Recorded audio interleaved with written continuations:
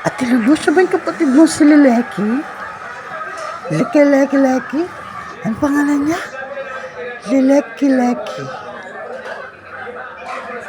Kakakulay ko lang ng buhok niya.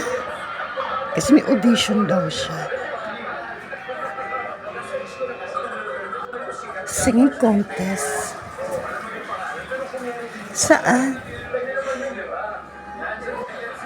Kami ingay bakla, hindi mag-audition. Saan yung pupunta? Mga hotot lang.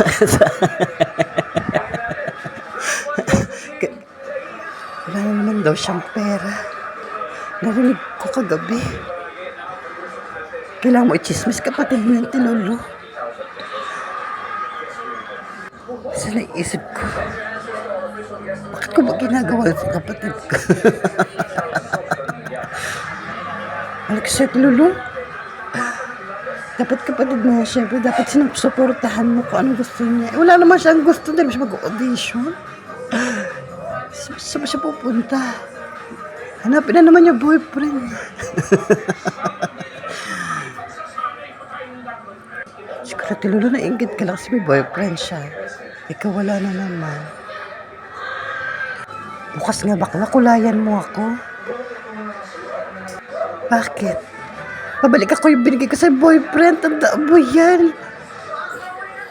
Tayo na lang. Sino ka Valentine's Day ko? Tayo na lang nga. Ulit. Diba?